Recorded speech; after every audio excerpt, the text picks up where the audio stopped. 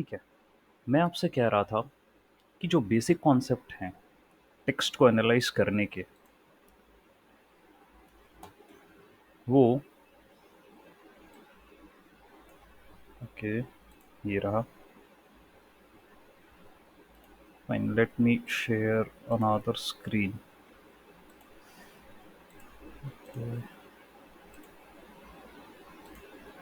ठीक है, तो यहाँ से पढ़ते हैं।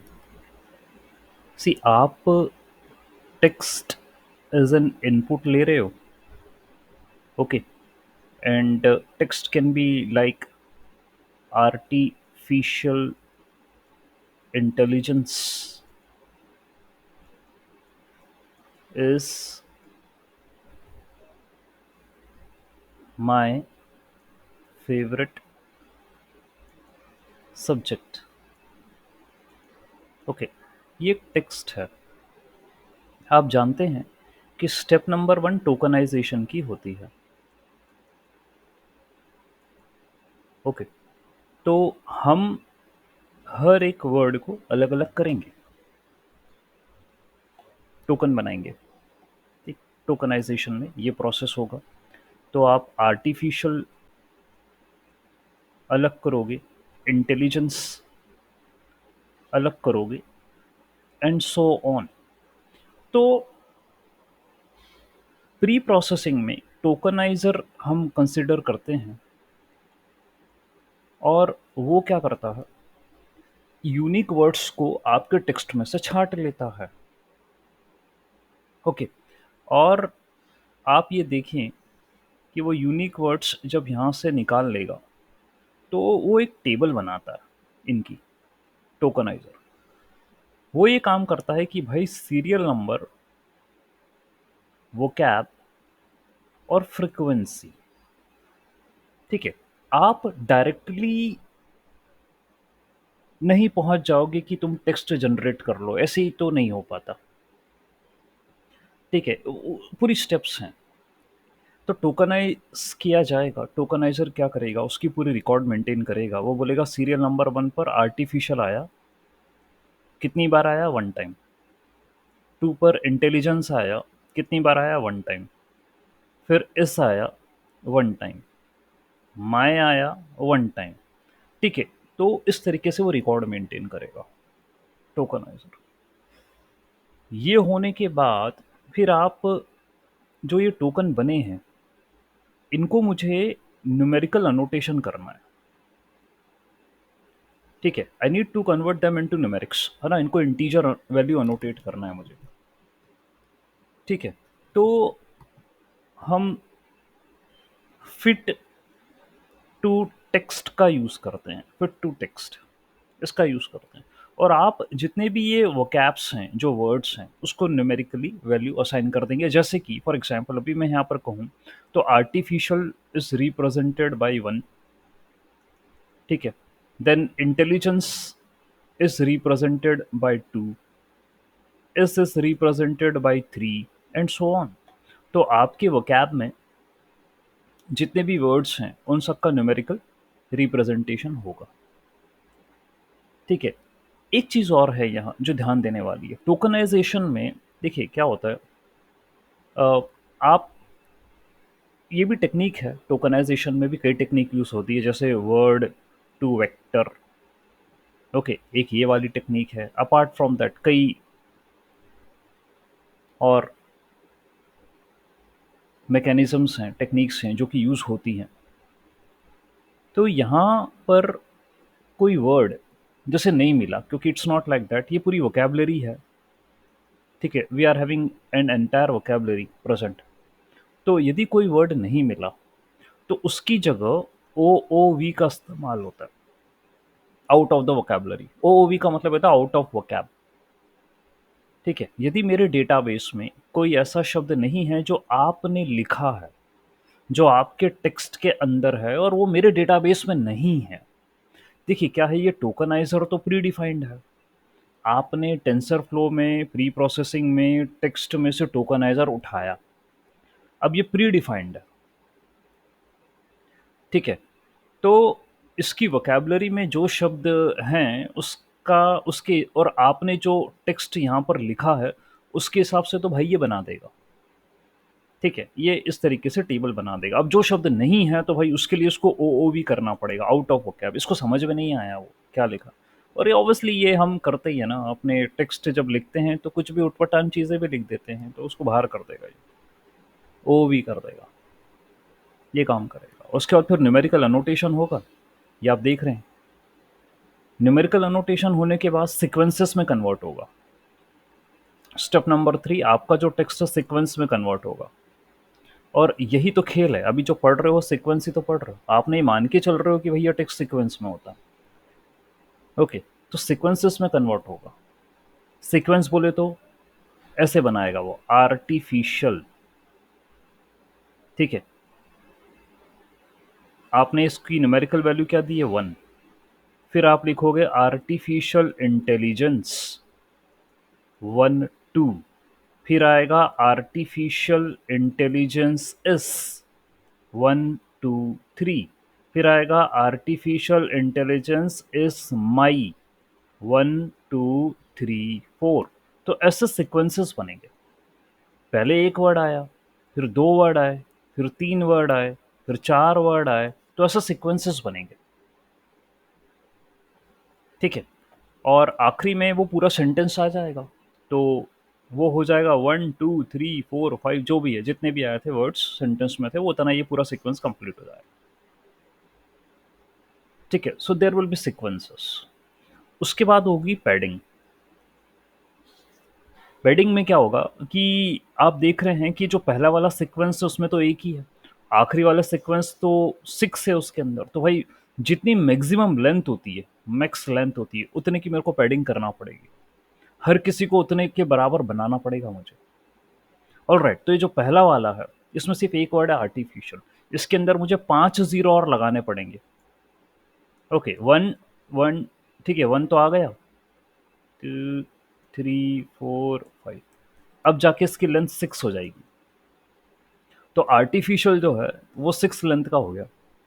उसी तरीके से आर्टिफिशियल इंटेलिजेंस, ठीक है, 1 2 1 2 3 4, 4 जीरो लगाने पड़ेंगे, ये भी 6 लेंथ का हो गया। ठीक है, फिर आर्टिफिशियल इंटेलिजेंस इस, फिर 1 2 3 0 0 0। तो ऐसे करते हुए आपको सबको पैडिंग करते हुए सबकी लेंथ एक साथ बनानी पड़ेगी, मतलब इक्वल बनानी पड़ेगी, जो मैक्स लेंथ है उसके बराबर बनानी पड़ेगी आपको।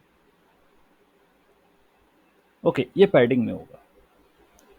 ठीक, तो आपने सीक्वेंसेस बना दिए और सबकी पैडिंग कर दी। ठीक है, इसके बाद ये जो आपका काम हो गया, पहले तो ये इतना होता है। ठीक है, डायरेक्टली कभी कोई डील नहीं करता, ऐसे ही होता है। आपको कह रहे हो ना कि आप टेक्स्ट को सीक्वेंसेस की तरह ट्रीट कर रहे हो, तो पहले ये काम होगा पूरा। ठीक है, अब एंटायर स्क्रीन शेयर कर रहा हूँ और इस बात को समझिएगा, एम्बेडिंग वाली बात। एम्बेडिंग और बड़ा खेल है। ठीक है, और आपको जो ट्रांसफार्मर आर्किटेक्चर होगा ना, वो क्या करेगा, इनपुट के बाद सीधे एम्बेडिंग बताएगा आपको। आप जब आर्किटेक्चर देखोगे ट्रांसफार्मर का तो बोलेगा कि इनपुट लिया, इनपुट को एम्बेडिंग में दे दिया, ये नहीं बताएगा कि इसके पहले भी ये कहानी हो चुकी है। ठीक है, तो जब इतना हो गया, सब सीक्वेंसेस फिट हो गए, सब बराबर लेंथ के हो गए, उसके बाद एम्बेडिंग होती है। जो एम्बेडिंग का खेल है, मैं आपको पहले भी बता चुका हूँ मेरे लेक्चर में, एम्बेडिंग बोलें या इनकोडिंग बोलें, ठीक है, वो अदल बदल के शब्दों का यूज़ करता है। एम्बेडिंग करता, कभी एनकोडिंग करता। तो एम्बेडिंग में जो है, यहाँ वेक्टराइजेशन होता है और हाई डायमेंशनल डेटा को लो डायमेंशनल डेटा के अंदर कन्वर्ट किया जाता है। और तभी तो वो ट्रांसफार्मर के अंदर आपको बोलता है ना इनकोडर और डिकोडर। वो ये क्यों बोलता है, क्योंकि आप देते हो इनपुट, वो जाता है एनकोडर के अंदर, और एनकोडर का काम ही कंप्रेस करना डेटा को। पढ़ा तो चुका हूँ मैं सारी चीज़ें, कंप्रेशन है उसका काम करना। ठीक है, तो भाई वो ये एम्बेडिंग के अंदर जो है ये काम हो रहा है। और एम्बेडिंग में मैंने क्या बोला आपसे, high dimensional data to low dimensional में कन्वर्ट करता है। तो एम्बेडिंग लेयर हो सकती है, हम यूज़ करते हैं एम्बेडिंग लेयर। ठीक है, अपने आर्किटेक्चर में आप एम्बेडिंग लेयर यूज़ करते हैं। तो क्या होगा, आपके पास यहाँ 3 चीज़ें होती हैं एम्बेडिंग के अंदर। एक होती है इनपुट डायमेंशन, एक होती है आउटपुट डायमेंशन, और एक होता है इनपुट लेंथ। तीन चीजें होती हैं। Input dimension is the overall dimension, ठीक है, यानी आपने कितनी यूनिक वर्ड्स का डेटाबेस है आपका, जैसे मान के चलो 10,000, आपके टेक्स्ट में आपने लिया है मैक्सिमम वर्ड्स 10,000, तो ये इनपुट डायमेंशन है। आउटपुट डायमेंशन यानी कि आप इस लेयर से पास होने के बाद फिर कितने आप आउटपुट दोगे। जैसे तो यहाँ पर हो सकता है जैसे 128, या हो सकता है 256, या 512, डिपेंड करता है आपको कितना लेना है। और ये होता है इनपुट लेंथ, यानी आप तो सीक्वेंसेस में दोगे ना, ऐसा तो ना पूरा की पूरा 10,000 ठूस दोगे लेयर के अंदर, भाई तुमको तो सीक्वेंसेस में देना है डेटा को। तो इनपुट लेंथ जैसे अभी आपने बना रखी है सर, 6 का सीक्वेंसेस हैं सर, मेरे डेटा में 10,000 शब्द हैं, लेकिन सर मैं आपको 6 के सीक्वेंस में दूंगा, और फाइनली जो आउटपुट प्रोड्यूस होगा वो इतने का होगा, 128 का। ठीक है, तो 10,000 को या 10,000 को 128 में कन्वर्ट कर दिया, ये क्या हुआ, इनकोडिंग ही तो हुई है। अब एक तरफा एम्बेडिंग बोला जा रहा है, और यहाँ पर वेक्टराइजेशन हुआ, मतलब हाई डायमेंशनल डेटा ने हाई डायमेंशनल वेक्टर्स को लो डायमेंशनल वेक्टर्स में कन्वर्ट करा है आपने। और वो भी क्यों करा, कारण है इसके पीछे। जैसे कि हमारे पास दो वर्ड्स हैं, किंग एंड क्वीन, ये दोनों रॉयल को बिलोंग करते हैं, रॉयल फैमिली को। ठीक है, तो एम्बेडिंग लेयर बताऊँ क्या करेगा, इन दोनों के जो वेक्टर बनाएगा वो आजू बाजू बना देगा। ये काम करता है एम्बेडिंग, क्योंकि एम्बेडिंग लेयर में ही हम सिमेंटिक या रिलेशनशिप जो है वो फाइंड आउट करने की कोशिश करते हैं। एम्बेडिंग लेयर यही काम करता है, और आपके पास कई प्रकार की एम्बेडिंग है, ये तो लेयर पे काम करने का बता रहा हूँ। जैसे आपने नाम भी सुना होगा, ग्लोव एम्बेडिंग, क्यों सोहेल, सुना है ना, ग्लोव एम्बेडिंग नाम सुना होगा आपने। Yes sir. ऑलराइट, इसके अलावा कई और एम्बेडिंग्स हैं, जैसे आप एनएलपी की कोई लाइब्रेरी ले लो, जैसे स्पेस ही ले लो लाइब्रेरी, इसके अंदर भी कई एम्बेडिंग्स है या इनकोडिंग्स हैं। तो उनमें क्या कर रखा है, किसी भी शब्द, किसी भी वर्ड का वेक्टर रिप्रेजेंटेशन वो रख रखा है उन्होंने। ठीक है, तो मैं जब दूंगा टेक्स्ट किसी सीक्वेंस में, तो वो ये पता लगाएगा कि यार ये जो शब्द हैं ये उनका वेक्टर नोटेशन निकालेगा वो। ठीक है, वो एम्बेडिंग क्या करेगा, आपका जो वर्ड है वो अपने डेटाबेस में से, ये जो ग्लोब एम्बेडिंग्स हैं अपने डेटाबेस में, इसके पास वैसे ही बहुत सारे ढेरों शब्द हैं, ये उनसे मैच करेगा और देखेगा यार ये जो शब्द आपने पास करा है इसका वेक्टर क्या है, वो उठा लेगा वेक्टर वहां से। और ऑब्वियसली जो सेम क्राइटेरिया के शब्द होंगे उनको वो आजू बाजू का वेक्टर देगा वो। ठीक है, उसी, क्योंकि आप ये बोलो कि भैया तुम कंटेक्स्ट समझ लो जो हमने लिख के दिया है, तो भाई मशीन को कुछ तो लॉजिक देना पड़ेगा ना यार, तभी तो जाके वो कंटेक्स्ट समझेगी। बिना लॉजिक दिए कहाँ से कोई कंटेक्स्ट समझ लेगा तुम्हारा, तो मैथ्स तो लगानी पड़ेगी वहाँ पे। तो यही मैथ्स लगी है। तो आपसे कोई पूछे एम्बेडिंग क्या होती है, तो आपको क्लियर बताना है। देखिए एम्बेडिंग क्या है, एम्बेडिंग हाई डायमेंशनल को लो डायमेंशनल वेक्टर में कन्वर्ट करने का तरीका है, यानी हम शब्दों को वेक्टराइज करते हैं, उनको वेक्टर्स में कन्वर्ट करते हैं, और जो शब्द, those words which are having similar context, जिनका सिमेंटिक्स सेम होता है, तो उनको आसपास का वेक्टर देते हैं। ठीक है, अब क्योंकि मशीन तो वेक्टर और नंबर ही समझता है, तो वो रिलेशनशिप कैप्चर कर लेगा कि हाँ भैया तुम क्वीन और किंग की बात कर रहे हो, वो दोनों रॉयल फैमिली को बिलोंग करते हैं। ठीक है, अब तुम्हारे सामने यदि मैन और वुमेन भी लिखा हो, मान लो मैन और वुमेन लिखा हो, तो सीधी सी बात है, तो किंग जो है वो मैन होता है और वुमेन क्वीन होती है। तो यहां से कुछ और भी कैप्चर किया जा सकता है एम्बेडिंग के माध्यम से। ओके, कि मैन किंग होता है, वुमेन क्वीन होती है। ऑलराइट, तो ये डिपेंडेंसीज, अल्टीमेटली एम्बेडिंग का काम ये कि जो डिपेंडेंसीज हैं उनका पता लगा लेना। ठीक है, यहां पर वो खेल कर देगा। ओके, तो इस लेयर का बड़ा मेजर रोल है। अच्छा, बर्ट में भी आया था ये। ठीक है, और बर्ट का फुल फॉर्म यही था, बाई डायरेक्शनल एनकोडिंग, यही तो था वो, बर्ट एनकोडर ही तो था वो। तो भैया एनकोडर था, तो एनकोडर में यही तो खेल कर रहा था वो। और बाई डायरेक्शनल था, यानी कि कोई भी टेक्स्ट आपका है वो लेफ्ट और राइट दोनों साइड से जो है वो उसको इंटरप्रेट कर रहा था।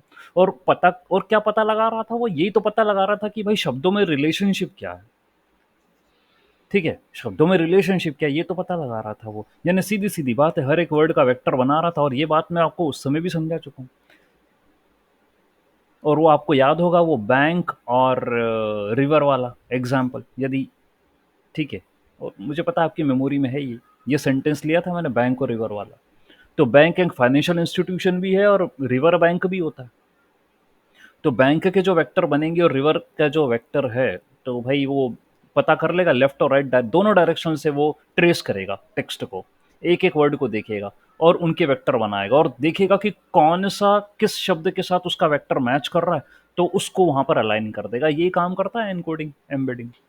ठीक है, ताकि मुझे कोई रिलेशनशिप कैप्चर कर लूँ। तो शब्दों में यदि रिलेशनशिप कैप्चर हो गई तो भाई बात आपकी बन गई। ठीक है, ये हिसाब है। ओके, तो इतना काम करना है एम्बेडिंग का। उसके बाद फिर आपका डीप लर्निंग, न्यूरल नेटवर्क सब फंसता है, फिर वो लगा दो लेयर फेयर। तो इतनी ये 5 स्टेप हैं जो टेक्स्ट को प्रोसेस करने के लिए उपयोगी होती है। आपने टोकनाइजेशन से शुरू करा, आपने उसको न्यूमेरिक्स में कन्वर्ट करा, इंटीजर में।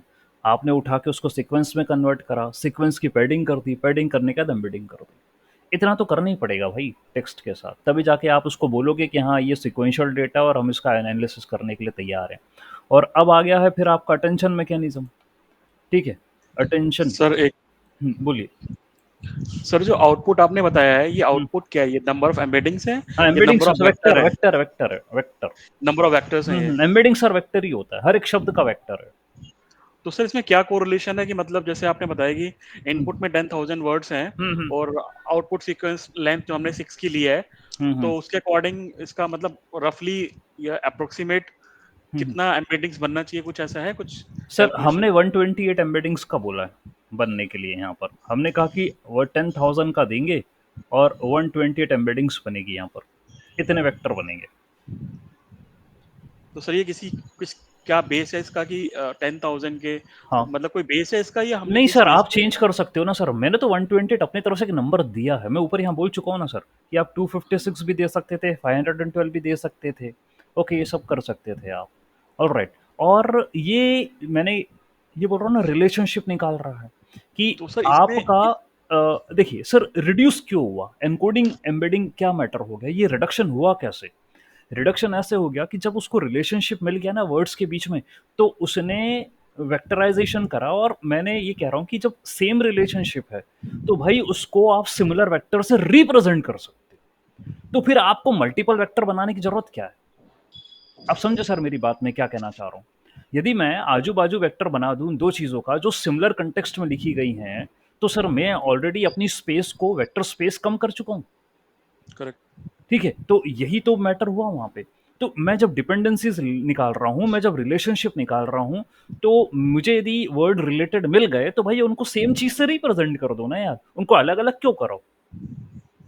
करेक्ट। तो सर यही एक कारण रहा कि आपने यहाँ 128 तो एक जस्ट एक रैंडम नंबर मैंने बोल दिया कि मैं रख रहा हूँ, आप इसको 256, 512, 1024 कर सकते थे, ये आपके हाथ में था आपको कितना। लेकिन भाई एक आर्किटेक्चर जब बनता है तो मैंने इसको देखा है, मेरा प्रैक्टिकल यूज में आया। ये वो फेक न्यूज वाला एक प्रोजेक्ट करा था मैंने, तो उसमें मेरे को इसने अच्छा स्कोर दिया, तो मैं इसी को लिख दिया यहाँ। ओके, तो जी सर सर। क्या है कि यदि अब मैंने फिर वो, अब देखिए सर, मैंने ये भी तो मैन और वुमेन दो शब्दों भी तो और ले लिए। तो मैन करेक्ट। उससे रिलेटेड है किससे, किंग से। और वुमेन किससे रिलेटेड है, क्वीन से। तो यदि सर मैं वेक्टर और वेक्टर ऑपरेशन करूं, आप ये भी देखिएगा, वेक्टर ऑपरेशन में आपने अभी तो वेक्टर रिप्रेजेंट करे, हो सकता है आपने आजू बाजू करे या आपने एक ही वेक्टर बना दिया दोनों का। ठीक है, उसके अलावा आप मैन का भी यदि वेक्टर बनाओगे या वुमेन का भी वेक्टर बनाओगे तो भाई ये भी आजू बाजू यदि हो गए। ठीक है, उसके बाद फिर क्या होगा, आप वेक्टर में सब्ट्रैक्शन या एडिशन या कुछ और ऑपरेशन परफॉर्म करोगे तो सीधी बात है कैंसिलिंग होगी चीजों की। ठीक है, इसके राइट। पीछे की भी गणित है सर। और ठीक है, अब वो समय रहते बताऊंगा मैं। ओके, चलिए। अभी इंट्रोड्यूस कर दिया मैंने, तभी आपने इतने बड़े डायमेंशन को इतने छोटे डायमेंशन में कन्वर्ट कर दिया। बस यही खेल हुआ कि इनमें समानता क्या है। ठीक है, तो जब मुझे कंटेक्स्ट को आइडेंटिफाई करना है, तो और यही तरीका था मैथमेटिकली जो कि काम कर दे। Sure. ओके, तो सर इसका यूज करा है, और it's not a new thing, ये होती चली आ रही है। अब सर बात ये ना कि कोई समझाए, कैसे समझाए, है ना? तो सर ये बात है। ठीक। अब चलो, इतना एम्बेडिंग करके रख दिया मैंने, वेक्टराइजेशन कर दिया, ठीक है, और मैंने डिपेंडेंसीज ले ली, पता कर ली मैंने कि कौन सा शब्द किससे क्या रिलेटेड है, तो उसको वेक्टर से डिनोट कर दिया। फिर मेरे को अटेंशन मैकेनिज्म वाली स्थिति याद आई। ठीक है, अब आगे क्या करूं मैं? तो अटेंशन मैकेनिज्म जो है, आपको खैर इंट्रोड्यूस कर भी चुका हूं मैं। ठीक है, 2014 में कंप्यूटर विजन में आया था। खैर अभी कंप्यूटर विजन की कोई बात कर नहीं रहे हैं, लेकिन जब ये अटेंशन मैकेनिज्म उठा के अपन ने अपने न्यूरल नेटवर्क में दिया, आरएनएन के अंदर इशू था। ओके, और आरएनएन को आप ये जानते हो कि ये भाई वेनिशिंग ग्रेडियंट से सफ़र होता है रिकरेंट न्यूरल नेटवर्क। क्यों? क्योंकि इसमें ग्रेडियंट जो भी निकलते हैं वो आपस में मल्टीप्लाई मल्टीप्लाई होते चले जाते हैं, और उस चक्कर में वो जीरो हो जाते हैं। ठीक है, तो आरएनएन में लफड़ा फंस रहा था। खैर आरएनएन को अपन ने मॉडिफाई करने के लिए एलएसटीएम बाई एलएसटीएम ये भी बनाए, उन्होंने अच्छा काम करा। ठीक है, लेकिन उसके बावजूद भी हम पूरा की पूरा डेटा जो है वो कंसिडर कर रहे थे। खैर एलएसटीएम में हमने फॉरगेट गेट लगाया, कुछ भूलना है, कुछ याद रखना है। ठीक है, ये स्थिति भी अपन ने वहाँ पर बनाई। ठीक है, लेकिन जो अटेंशन आया ना, ये इन्हीं रास्तों से गुजरते हुए आया अटेंशन। ठीक है, इन्हीं कॉन्सेप्ट्स को ध्यान में रखते हुए आया। और अटेंशन का सिर्फ इतना मीनिंग है कि भाई आपके पास टेक्स्ट में तो बहुत सारी चीज़ें हैं, लेकिन सब पर एक जैसा फोकस नहीं करने का। जो काम की चीज़ है उस पे ज़्यादा फोकस करने का, और जो काम की नहीं है उस पे कम फोकस करने का। तो आपके टेक्स्ट में ऐसे वर्ड्स हो सकते हैं जो कि इम्प्रेसिव हो, ठीक है, जो काम के हों, तो उनको ज़्यादा वेट असाइन कर दो, और जो कम है उनको कम वेट असाइन कर दो भाई, जो इम्प्रेसिव नहीं है। यही अटेंशन का काम है, और कुछ भी नहीं है। ठीक है, और मतलब ये तो हम खुद प्रैक्टिकली अपनी लाइफ के अंदर भी इन्वॉल्व करते हैं, लेकिन वो ये जो लोग थे पेपर में, उन्होंने उसको मैथमेटिकली दे दिया, तो ठीक है, इनका नाम हो गया।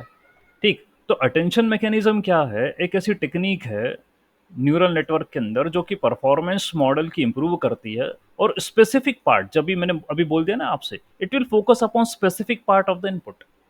तो आप इनपुट में तो दोगे पूरा टेक्स्ट, लेकिन उसके कुछ पार्ट पे बड़ा जोर लगाएगा, ये ध्यान से देगा। ठीक है, वाइल मेकिंग द प्रिडिक्शन। तो आप यदि चैट जीपीटी के अंदर भी कुछ डालते हो, तो वो ऐसे शब्दों पर ज़्यादा फोकस करता है कि यार ये वाले शब्द हैं, ये खास हैं, मुझे जो आंसर बनाना है ना, इन्हीं शब्दों के अनुसार आंसर बनाना है। ठीक है, तो हम सीक्वेंस टू सीक्वेंस मॉडल अभी सीक्वेंशियली तो पढ़ रहे हैं ना, सीक्वेंस टू सीक्वेंस की तो बात कर रहे हैं अभी। अब जो पूरा समझा वो सीक्वेंस टू सीक्वेंस ही तो था। ठीक है, तो उसमें अपन जो है अटेंशन मैकेनिज्म का इस्तेमाल कर रहे हैं। ओके, सीधी सी बात है। अब अच्छा, ये मेरे को, अब आप एलएसटीएम की बात करो, तो एलएसटीएम के अंदर था एक फॉरगेट गेट। 3 गेट थे एलएसटीएम के अंदर, फॉरगेट गेट, इनपुट गेट और आउटपुट गेट। फॉरगेट गेट का काम ये था कि पुरानी बातें कौन सी भूलना है, ये फॉरगेट गेट का काम था। ठीक है, इनपुट गेट का नई नई बातें लेना है, और आउटपुट गेट का मतलब यह है कि भाई अगले सेल को, अगली सेल स्टेट में कौन सा वाला आउटपुट ट्रांसफर करना है। ये आउटपुट गेट का काम था। ठीक है, तो कहानी कुछ यहाँ से बन तो गई है कि भैया कौन सा भूलना है, कौन सा याद रखना है। तो इसने ऐसा तो नहीं कि इसने अटेंशन नहीं लगाया, अटेंशन लगा तो रहा है यार, ये अटेंशन लगा नहीं रहा कि लगा रहा है। और ये ऑब्वियस सी बात है ना, इनपुट को वेट से मल्टीप्लाई करोगे तो वेट ही तो है जो कुछ है। ठीक है, लेकिन अब अपन इम्प्रूव्ड तरीके से आ गए, वहां भी डायरेक्टली बोला नहीं कि तुम अटेंशन फटेंशन हो, अब इम्प्रूव्ड हो गए। कैसे? क्या बोला हमने? कहा instead of treating all the parts of the input equally, क्योंकि वहां पर इक्वल ट्रीट किया जाता था वो रिकरेंट ना। बात ये है, ये एलएसटीएम बाई एलएसटीएम आरएनएन के तो फॉर्म है, तो डेटा को तो मतलब रिकरेंट ट्रीट किया जाता था, वो उसकी प्रोसेसिंग ही रिकरेंट है। ठीक है, तो वहाँ वेट्स में जो बात कही गई, तो अलग अलग कैसे क्या दे वेट्स को, लेकिन यहाँ ये कह रहा है कि हम अलग अलग जो है वो वेट रखेंगे, हम इनपुट को अलग अलग ट्रीट करेंगे। ठीक है, the attention mechanism assigns different weight, है ना, सेम नहीं देना। वो रिकरेंट में क्या रहता है कि भैया वो एक सेल रहता है और आप उसको इनपुट देते हो, उठा के घूम के यहीं आ जाता है वो, और फिर कोई दूसरा इनपुट दोगे फिर उठा के घूम के यहीं आ जाता है वो, फिर तीसरा दोगे फिर घूम के यहीं आ जाता है वो। ठीक है, तो एक ही सेल है। ठीक है, तब ये रिकरेंट हुआ ये। अब ये कह रहा नहीं हम तो अलग अलग वेट देंगे। ठीक है, और अलग अलग वेट देने के कारण ही जो है model will learn to focus more on the relevant part. Relevant part तो वही होगा ना, जिसका वेट ज़्यादा उसको ज़्यादा प्रेफरेंस, और जिसका वेट कम उसको कम प्रेफरेंस। सीधी सी बात है, वो लिख नहीं रहा तो मेरे को क्या समझ में नहीं आता क्या क्या कहना चाह रहा है। ठीक है, ये होता है वेट, वेट फोकस होता है। ओके, उसके बाद तीन चीज़ें और होती हैं जिस पे चर्चा करना है। एक होता है क्वेरी, एक होता है की, एक होता है वैल्यू। मेरी प्रीवियस क्लास में मैंने इन बातों को रखा था सामने आपके। तो क्वेरी होती है कि इन्फॉर्मेशन, क्वेरी मीन्स इन्फॉर्मेशन, भाई इनपुट में से कौन सी जानकारी निकालनी है, that is called as query. Key होती है एड्रेस, वो कहाँ पर है इनपुट में, तो तुमको जानकारी निकालनी है और वो तुम्हारे इनपुट में या टेक्स्ट में कहाँ पर है वो, ये पता करो। और वैल्यू होती है represent the actual content of the information corresponding to the key. ठीक है, मतलब ये जिसकी जो की है, की और वैल्यू पेयर होता है ना यार, ये डिक्शनरी बनती है ना, की वैल्यू पेयर होता है।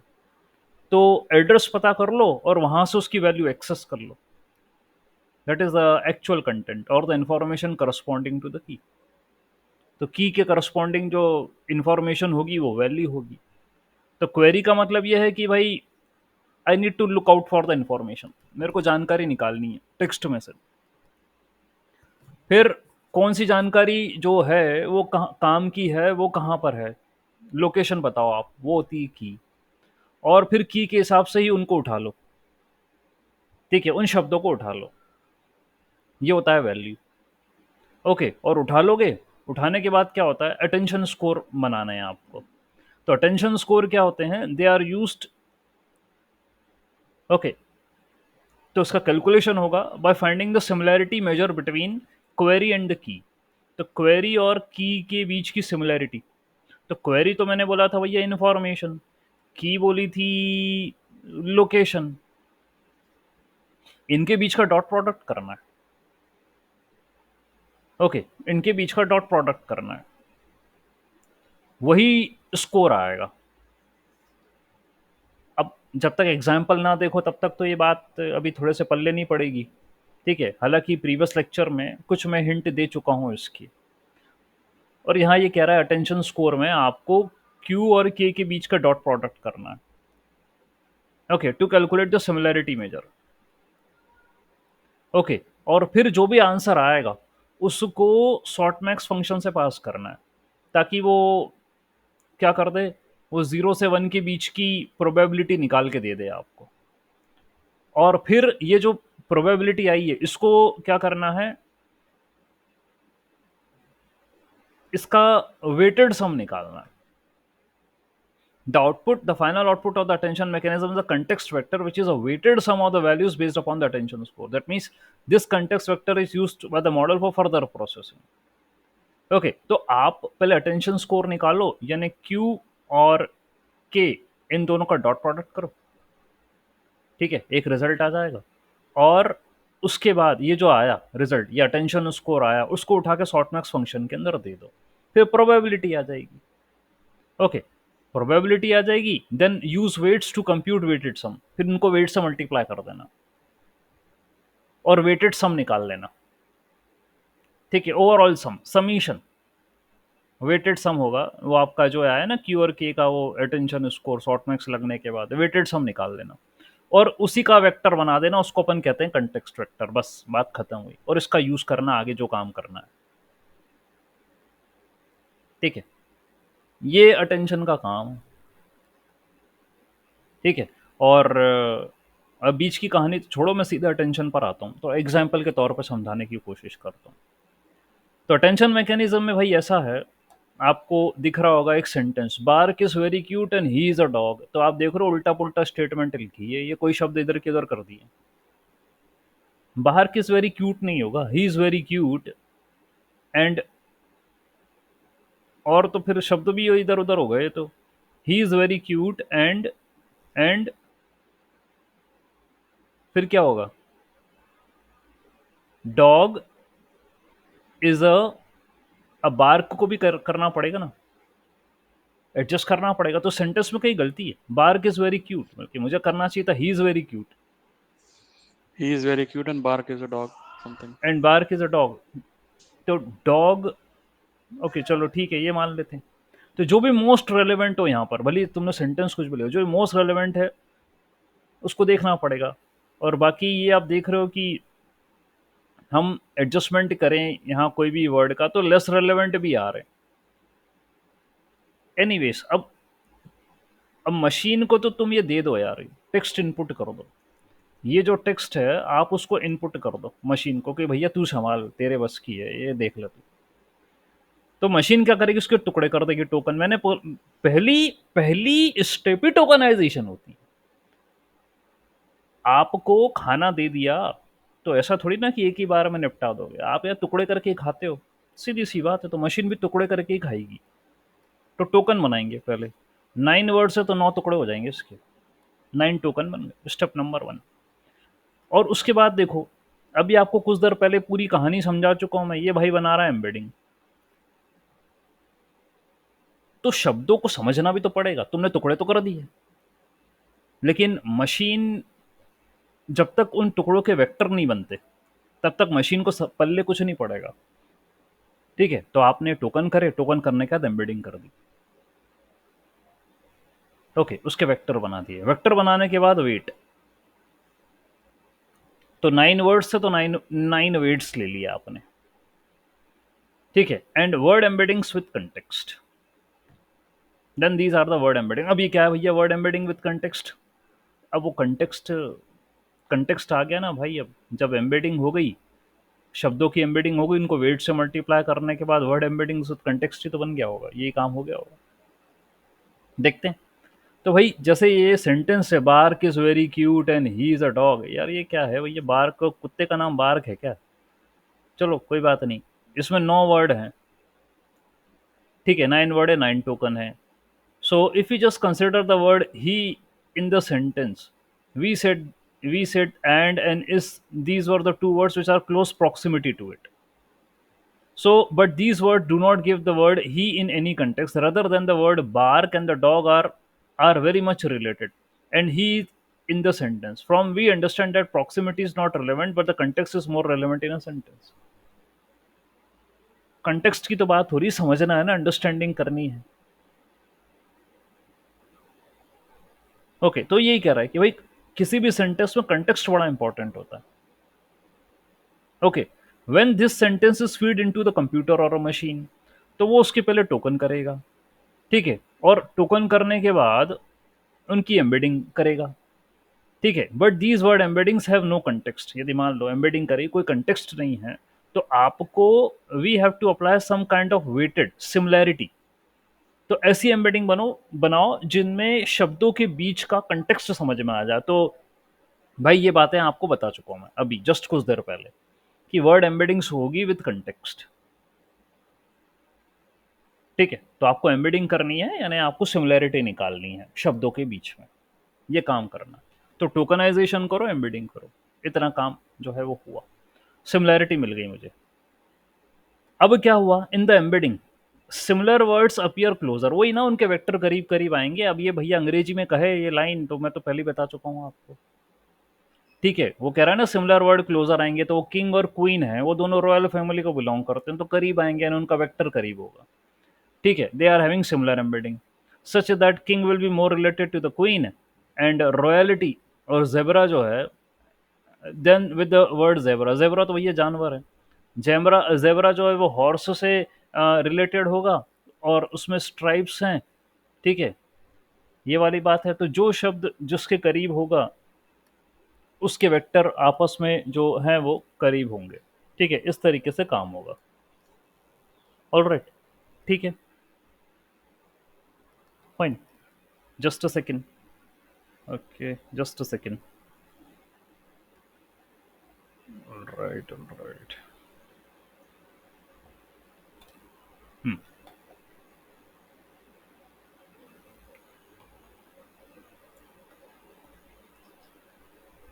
Okay, fine. Just a second. क्या चाहिए था कोरेशम?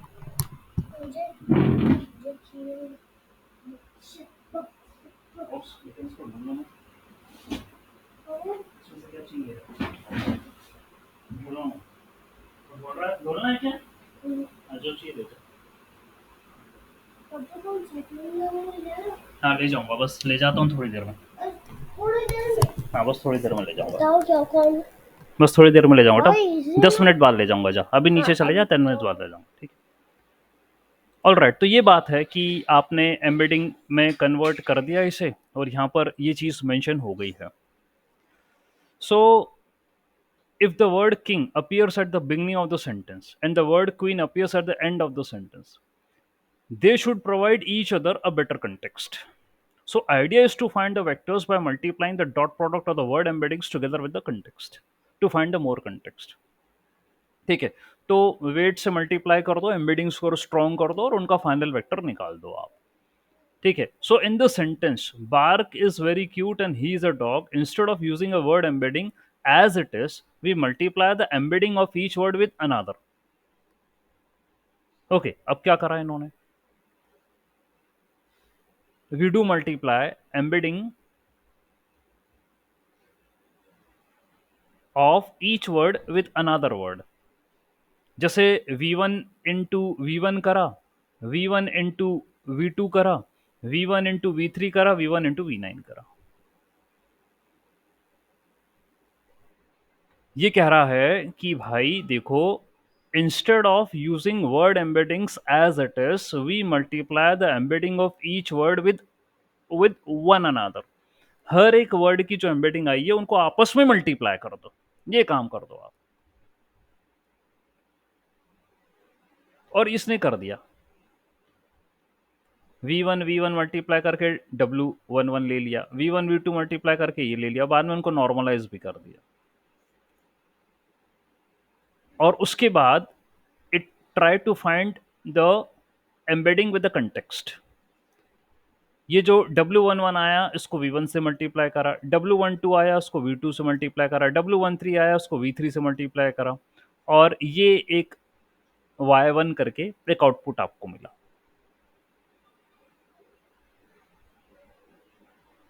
सो what's happening, we find the weights by multiplying the dot product of initial embedding of each word with all other words. हर एक शब्द का हर एक दूसरे शब्द की एम्बेडिंग है, उससे मल्टीप्लीकेशन करो और वेट निकालो, ये कहना चाह रहा है। These weights are from W11 to W19 and then they are normalized to have a sum 1. Then these weights are multiplied with the initial embeddings only. इन्हीं के साथ वो मल्टीप्लाई किया गया और आउटपुट निकाला गया। So W11 and W19 are all the weights that have the context of the first word V1. When they are multiplying with these words of each word, they are re-weighing all other words towards the first word. यानी कि क्या sense बना? देखिए, in this particular thing, bark is not tending towards the word dog and cute, and the other word are on the right of it, वो अलग हो जाएंगे. So this is repeated for all the words to get some context out of them. ये काम किया गया है। ठीक है, मैं आपको फिर से समझा रहा हूं, ध्यान देना। आप समझें इस चीज को। उसने एक सेंटेंस लिख के दिया, पूरी प्रोसेस तो मैं आपको बता चुका था कि टोकनाइजेशन के बाद आप सीधे कहां तक पहुंच गए? एम्बेडिंग तक पहुंच गए। और एम्बेडिंग में मेरा एक ही रोल आपसे ये कहने का था कि आप रिलेशनशिप कैप्चर करो। That's what you have to do. Okay, you have to identify the relationship between the words. अब ये जो इतनी कहानी उसने बता दी और आप थोड़े बहुत कंफ्यूज भी हो गए होगे कि सर ये क्यों कर रहा है ये आपस में। तो भाई यदि ऐसा नहीं करना है तो मैं वो कह चुका हूँ आपको कि ऑलरेडी अवेलेबल मेरे पास एम्बेडिंग्स हैं, मैं उनका यूज कर लूंगा यार, इसके लफड़े में मत पड़ो ना यार। जो इसने बोला आपको शब्द कि तुम एक काम करो, तुम्हारा टेक्स्ट की जो भी एम्बेडिंग थी वो तुम कर लो, ठीक है, तो हर एक वर्ड की एम्बेडिंग आप E1, E2, E3, E4 आपने बना ली, हर एक वर्ड की एम्बेडिंग। और फिर ये कह रहा था कि तुम आपस में इनको मल्टीप्लाई मार दो, कि E1 को E1 के साथ, E1 को E2 के साथ। अच्छा, ये मल्टीप्लिकेशन करने का भी खेल है, वो बताऊँ कैसा खेल है, वो एक मैट्रिक्स बन जाएगी ऐसी, और जो शब्द तुम्हारे पास रो में है ना वो कॉलम में भी ठोक देना, ये ऐसे करते हुए, ठीक है, जैसे हमने लिखा ना, artificial intelligence is a is a good subject, तो यहाँ पर भी लिखना artificial intelligence is a good subject. तब एआई का मल्टीप्लिकेशन यहाँ, आर्टिफिशियल का इसके साथ मल्टीप्लिकेशन यहाँ, इसका मल्टीप्लिकेशन यहाँ, इसका मल्टीप्लिकेशन यहाँ, इसका मल्टीप्लिकेशन यहाँ। देखो भैया मैट्रिक्स जबरदस्त खेल खेलती है, मैट्रिक्स और वेक्टर। अब आपको उसने तो बना के बताया नहीं, लेकिन मैं तो ये बात को समझ गया कि इस तरीके से इस चीज को सिंप्लीफाई किया जा सकता है। वो कह रहा है ना कि एम्बेडिंग एम्बेडिंग को मल्टीप्लाई कर दो, हर एक शब्द की हर एक शब्दों से कर दो, तो भाई ये तो एक ही तरीका हो सकता है कि तुम ऐसी मैट्रिक्स बना दो जिसमें रो और कॉलम में वही की वही शब्द आ जाएं, तो तुम मल्टीप्लिकेशन कर लेना, ठीक है, हो जाएगा। और इसके जो स्कोर्स आएंगे, इनके मल्टीप्लिकेशन के जो स्कोर आएंगे, जिसका बड़ा स्कोर आएगा उससे ये बात क्लियर हो जाएगी कि भाई इन दोनों के बीच में रिलेशनशिप है। अच्छा, ये तो उसने एक तरीका बताया, बाकी मेरे पास ये ऑलरेडी प्री डिफाइंड एम्बेडिंग है ना, मैं इसका यूज कर लूंगा। और तुम्हारे जो सेंटेंस के अंदर या टेक्स्ट के अंदर जो शब्द हैं वो इनसे मैप करूंगा, मैपिंग तो करनी ही पड़ेगी, चाहे तुम आपस में इन्हीं की कर लो चाहे किसी प्री डिफाइंड से कर लो, मैपिंग तो करनी पड़ेगी, और ऐसे होगी वो मैपिंग। उसके बाद जाके हम और पक्के हो जाएंगे कि कौन सा शब्द किस शब्द के साथ कोरिलेट कर रहा है, ठीक है, तो पता चल जाएगा भैया डॉग का और वो बार्क का जो वेक्टर है ना वो आपस में कोरिलेट कर रहा है, ठीक है, किंग और क्वीन का कर रहा है, मैन या वुमेन का कर रहा है, तो किसके क्या वेक्टर हैं वो कोरिलेट कर रहे हैं, ये सब मेरे को बातें चीज़ें जो हैं वो क्लियर हो जाएंगी, ठीक है, फाइन। तो इस तरीके से जो है एम्बेडिंग विद कंटेक्स्ट पता करा जाता है। ओके, तो आई होप आप थोड़े से कंफ्यूज हो रहे होंगे उस समय पर कि इसने बोल दिया कि एम्बेडिंग एम्बेडिंग आपस में मल्टीप्लाई करो, तो from here you can identify what happened. एक मैट्रिक्स बना दी मैंने, रो कॉलम में वो सारे शब्द लिख दिए, आपस में आप इनको मल्टीप्लाई करेंगे और इनके स्कोर्स यहाँ पर मेंशन करेंगे, और जिसका हाईएस्ट स्कोर होगा मल्टीप्लिकेशन का, सी अरे आप वो याद करो ना यार, कोरिलेशन मैट्रिक्स, अरे भैया मशीन लर्निंग के अंदर कोरिलेशन मैट्रिक्स पता है ना आपको, तो कोरिलेशन ही तो निकाल रहे हो ना शब्दों के बीच में। क्यों भाई, सही है क्या बोल रहा हूं मैं, क्यों सोहेल, सही है ना, कोरिलेशन ऐसे निकालने का तरीका है ना, यस सर। तो वही तो कर रहे हो फिर आप। ओके, कोरिलेशन में क्या होता है, वो फीचर्स के बीच में कोरिलेशन ही तो निकालते हैं, ठीक है, कौन किससे रिलेटेड है, तो और क्या करा इसने, अलग थोड़ी ना करा। अब हम समझे कि अरे भाई ये तो बहुत हाई लेवल की गणित लगा रहा है, कुछ नहीं, ये तो कोरिलेशन वही वाला कॉन्सेप्ट है, बस अप्रोच लगानी तो आनी चाहिए। अब इसने यहाँ पर तो नहीं बताया नोट्स में मेरे को कि तू वेक्टर एक्टर बना ले, ये कर ले, मतलब ये इतनी गणित लेके बैठ गया यहाँ, और फिर आपको कन्फ्यूजन आ रहा होगा कि यार पता नहीं ये क्या बता दिया सर ने तुरंत पढ़ पुढ़ा के। तो भैया इसने जो लिखा वो मैंने पढ़ के बता दिया, लेकिन मैं ये तरीका अपनाऊंगा कि रो और कॉलम में लगा दूं मैं, तो मेरे को कोरिलेशन मैट्रिक्स मिल जाएगी, और जिनके बीच का हाई कोरिलेशन होगा, ठीक है, तो उसकी वैल्यू भाई मैं पता ये मेरे को दिख भी जाएगी मैट्रिक्स के अंदर किन के बीच में ज़्यादा कोरिलेशन है, तो सीधा सा पता चल जाएगा मेरे को कि ये दोनों वर्ड्स हैं आपस में कोरिलेशन जो है वो नज़र आ रहा है उनका, ठीक है। और कोरिलेशन पता होने के बाद क्या हो जाएगा, अब देखो ये क्या कर रहा है कि तुम कोरिलेशन निकाल लो, ठीक है, डॉट प्रोडक्ट से कोरिलेशन निकाल लो, वो वेट हो जाएंगे, और उनको ये कह रहा है कि बाद में तुम नॉर्मलाइज कर दो, ठीक है, do perform the normalisation of those weights. Okay, ये काम कर दो आप। और नॉर्मलाइजेशन करने के बाद फिर इसने बोला था कि इनको इन्हीं वेक्टर्स के साथ मल्टीप्लाई कर दो, ये जो नॉर्मलाइज्ड वेट्स है ना इनको इनके साथ मल्टीप्लाई कर दो, ठीक है, do the multiplication with them, ठीक है, ये काम कर दो, प्लस कर देना, मल्टीप्लिकेशन करने के बाद यहाँ पर प्लस का साइन है, प्लस कर देना, that's what you have to do. Okay fine, इतना वो स्टेप लेकर चला है। Okay and this is repeated for all the word, सारे शब्दों के लिए होगा ये। तो पहले तुम्हारा क्या हुआ, अब यदि मैं यहाँ पर मैट्रिक्स बनाऊं जो अभी ऊपर बनाई थी, ठीक है, यदि मैं मैट्रिक्स बनाऊं तो पहला मेरा शब्द है रो नंबर 1, रो नंबर 1 में मेरा शब्द है आर्टिफिशियल, और यहाँ पर है artificial intelligence is my favourite subject, ठीक है। तो आर्टिफिशियल का आर्टिफिशियल के साथ मल्टीप्लिकेशन, आर्टिफिशियल का इंटेलिजेंस के साथ मल्टीप्लिकेशन, आर्टिफिशियल का इसके साथ मल्टीप्लिकेशन, आर्टिफिशियल इसके साथ मल्टीप्लिकेशन, सबके साथ मल्टीप्लिकेशन करो और उनकी जो वैल्यूज हैं वो लिखो, यहाँ पर स्कोर जो आ रहे हैं वो लिखो, ठीक है। So they will be called as a weights, वो वेट्स होंगे, ठीक है। और यहाँ पर हर एक शब्द का ये काम करना है, ठीक है। और इसमें जो हाईएस्ट वेट्स होंगे जहां पर आपको मिलेंगे वो पता चल जाएगा कि इनके बीच में रिलेशनशिप है, ठीक है, ये आपको पता चल जाएगा। यही काम वो लगाकर आया, आपस में मल्टीप्लाई कर दिया, बाद में बोल रहा है उनको नॉर्मलाइज कर दो, ठीक है। तो ये मेरे को वेट्स मिल गए, ये मेरे को वेट्स मिल गए, बाद में इन्हीं जो वेट्स मिले हैं मल्टीप्लाई करने के बाद, ये जो वेट्स मिले हैं मेरे को मल्टीप्लाई करने के बाद, ठीक है, इन्हीं का ही यूज उसने कर दिया इन पे, V1 V2 V3 जो आपके ऊपर अचीव हुए ना, ये ऑलरेडी जो एम्बेडिंग्स हैं, इन्हीं के साथ उनको मल्टीप्लाई करते और उनको बोल दिया कि एक है, आउटपुट नाम दे दिया Y1 Y2 YN, ऐसा करके आउटपुट नाम दे दिया, ये काम कर दिया, ठीक है। और यहाँ पर शो भी कर रहा है वो इस डायग्राम से। Okay so what is interesting here is that no weights are trained, कोई ट्रेनिंग फिरनिंग तो हुई नहीं है, आपस में मल्टीप्लिकेशन कर कुरा के काम कर दे, ट्रेनिंग कहाँ लगाई है, ठीक है।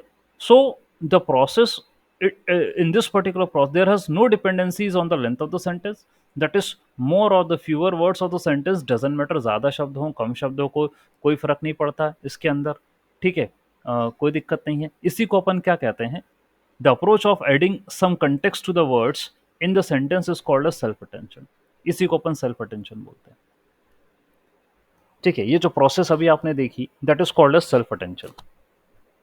ओके फाइन, तो एम्बेडिंग निकालो वर्ड्स की, उनको आपस में मल्टीप्लाई कर दो, ठीक है, और वो आ जाएंगे वेट्स, उनको नॉर्मलाइज कर दो, और जो वेट्स आए हैं बाद में उनको हर एक जो वैल्यूज हैं वर्ड्स की उनसे मल्टीप्लाई कर दो, ठीक है। ये ऊपर पूरी मैथ्स है, इसी को अपन सेल्फ अटेंशन बोलते हैं।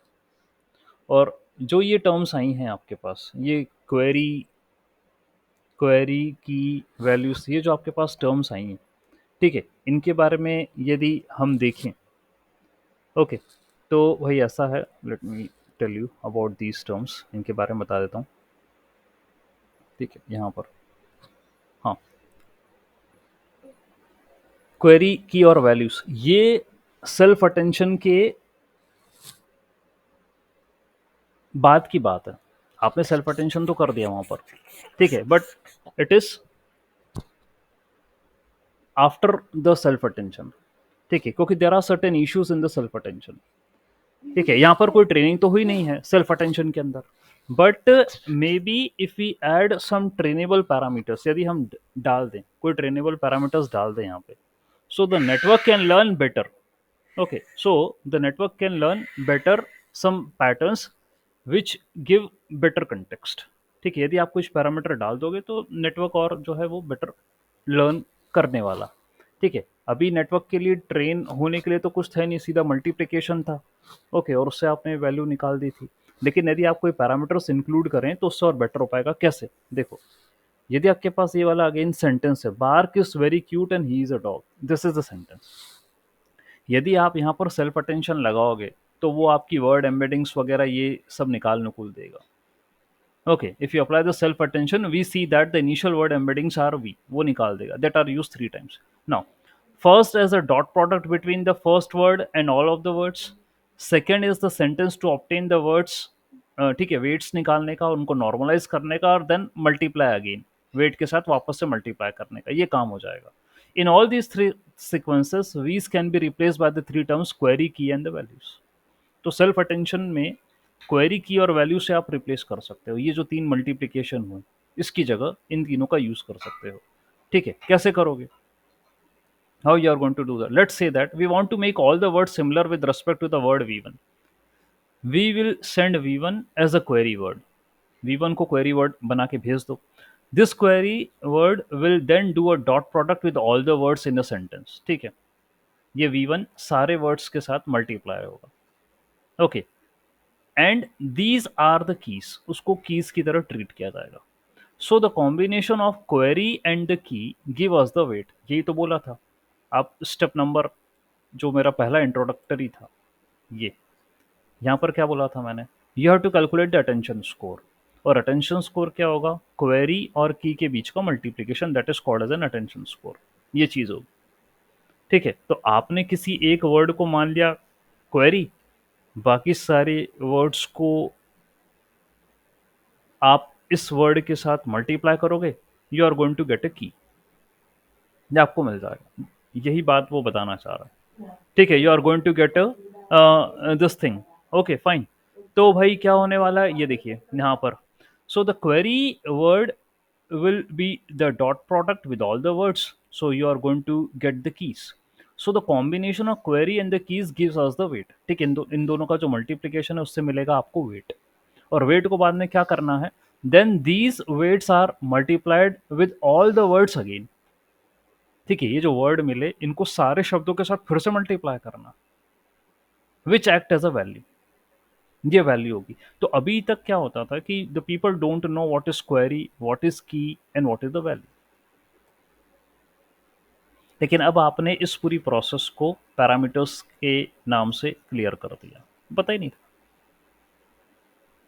ठीक है, ये देखो ऐसा हुआ. आपके पास वर्ड्स हैं, 9 वर्ड्स हैं. इसमें से कोई एक वर्ड ले लो. लेट अस सपोज मैंने पहला वाला वर्ड ले लिया, इसको हम बोलते हैं query. Multiply this with all. ठीक है, v1 को हर एक के साथ मल्टीप्लाई करो, डॉट प्रोडक्ट लो, you will get some values. ये वैल्यू मिल जाएगी. ठीक है, तो क्वेरी इनटू कीज. ठीक है, you are going to call them all as a keys.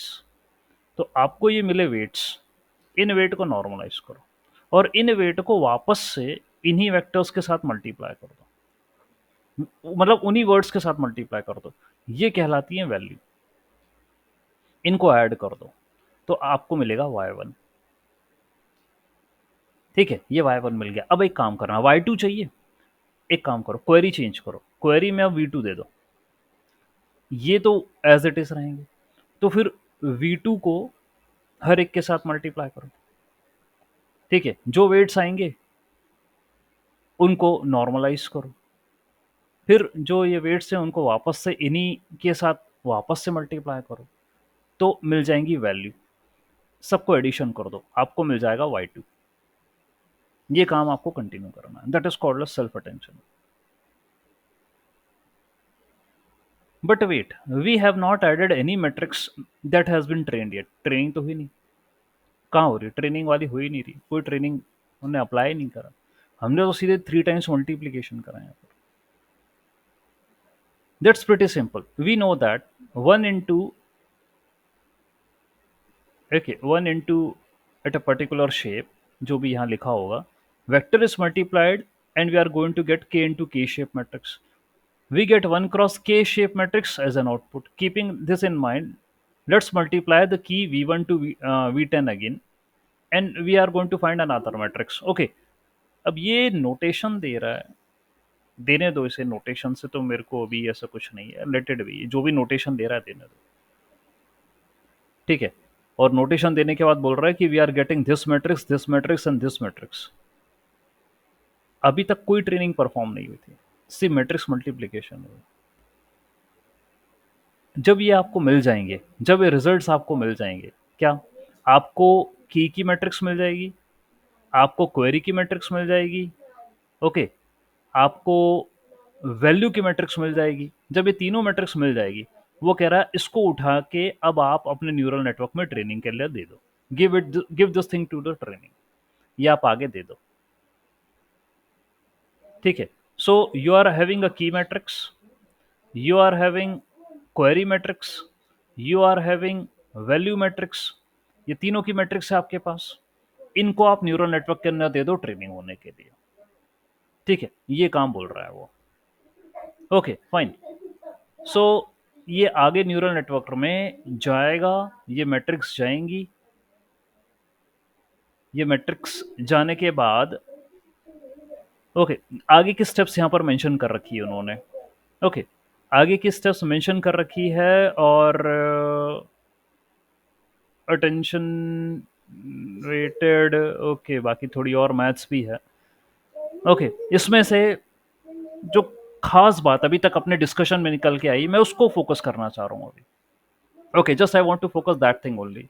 ठीक है, तो इधर हम देखना चाह रहे हैं। ओके, आपने दिया था टेक्स्ट, आपने दिया था टेक्स्ट, और टेक्स्ट को देने के बाद आपने उसके करे थे टोकन। ओके, टोकन करने के बाद आपने उसकी करी थी एम्बेडिंग। ओके, यहाँ तक आप आके रुक गए, एम्बेडिंग करी थी। जितने भी एम्बेडिंग्स हैं आपके पास, हर एक वर्ड की एम्बेडिंग है, every word is having its embedding. Okay, ये ऐसा है, लेकिन आपको डिपेंडेंसीज को कैप्चर करना है। तो उन्होंने एक प्रोसेस बोली, इसी को उन्होंने नाम दिया सेल्फ अटेंशन, सेल्फ अटेंशन नाम दिया। ठीक है, तब ये इसी में कंफ्यूजन होता है कि अटेंशन क्या है, अटेंशन मैकेनिज्म क्या है। तो सेल्फ अटेंशन में क्या हुआ कि आपकी जो एम्बेडिंग्स हैं, ठीक है, मैं फिर से मैट्रिक्स बना रहा हूँ क्योंकि यही मुझे सबसे इजी तरीका लगता है। ठीक है, यहाँ पर उन सारे वर्ड्स को मेंशन करा, उनकी एम्बेडिंग्स मेंशन करी, ultimately V1 V2 V3 embeddings mention करी, यहाँ पर V1 V2 V3 ये सब एम्बेडिंग्स उनकी मेंशन करी। ठीक है, and then what they did, बोला कि मैट्रिक्स मल्टीप्लिकेशन करना है, लेकिन मैं पैरामीटर बना देता हूँ, Q K और V, तीन पैरामीटर मैं बना देता हूँ।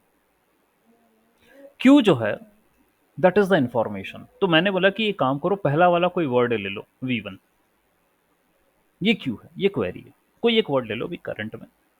की जो है ये सारे एम्बेडिंग्स हैं, V1 V2 V3 ये सारी एम्बेडिंग्स हैं। तो उन्होंने कहा था कि Q इंटू के करो आप, you have to multiply this with all the rest of the words embedding, ये करो Q into K करो, ये जो रिजल्ट आएगा इसको आप बोलोगे weights, you will get the weights. ठीक है, तो you will be getting W11 W12 W13 ऐसे करके वेट्स आएंगे। फिर उसने बोला कि इन्हीं वेट्स को वापस से क्या करो, इन्हीं वेट्स को वापस से इन्हीं V1 V2 V3 इनके साथ मल्टीप्लाई करो, whatever the weights you are getting उनको इन्हीं के साथ मल्टीप्लाई कर दो। तो again you are going to get a matrix that is called as a value matrix, ये वैल्यू मैट्रिक्स आएगी आपके पास। ठीक है, तो उसने कहा कि भाई अभी कोई ट्रेनिंग हुई नहीं आपके मॉडल में, कुछ भी काम परफॉर्म नहीं, ट्रेनिंग वाला हो नहीं रहा है, सिर्फ मैट्रिक्स मल्टीप्लीकेशन हो रहा है। ओके, हम सिर्फ इंपॉर्टेंस निकालने की बात कर रहे हैं, सिर्फ मैट्रिक्स मल्टीप्लीकेशन हो रहा है। ओके, तो आपके पास कौन कौन सी मैट्रिक्स बनी, एक तो आपकी बनी है मैट्रिक्स ये वाली क्वेरी वाली, एक आपकी की मैट्रिक्स बनी और आपकी वैल्यू की मैट्रिक्स बनी, तीन मैट्रिक्स आपकी बनके तैयार हुई। बाद में से न्यूरल नेटवर्क में देकर ट्रेनिंग करवाएंगे। तो सेल्फ अटेंशन जो मुझे इंट्रोड्यूस करना था वो ये कॉन्सेप्ट था सेल्फ अटेंशन का। और जो ये टर्म्स थी, एवरी टाइम दैट हिट्स, यार ये क्या है, ये आपने तीन टर्म कौन सी ले ली।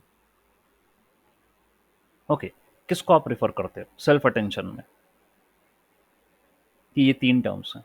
अच्छा, सेल्फ अटेंशन भी अटेंशन के बाद आया, पहले तो अटेंशन है। अटेंशन अटेंशन में क्या करते थे, we do find cosine similarity, ये पढ़ा चुका हूँ प्रीवियस लेक्चर में।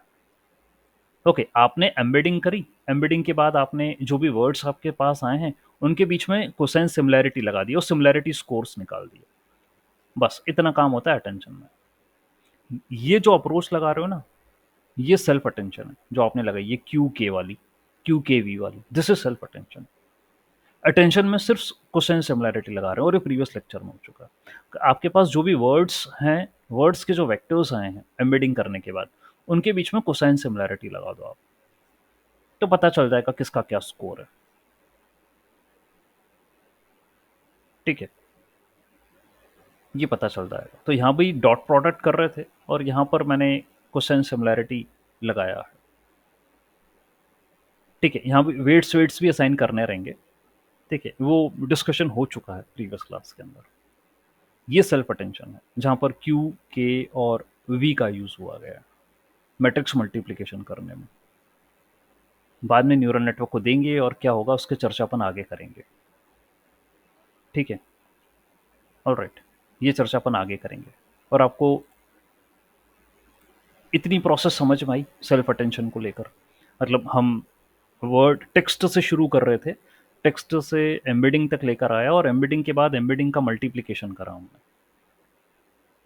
वेट आए, ओके, और उनको वापस से एम्बेडिंग के साथ मल्टीप्लाई करा तो वैल्यू आई। तो यही होता है क्यू के और वी। ठीक है, इसके मैथ्स के बारे में पूछा गया था पहले and that's what it is, ये मैथ्स है। ऑलराइट।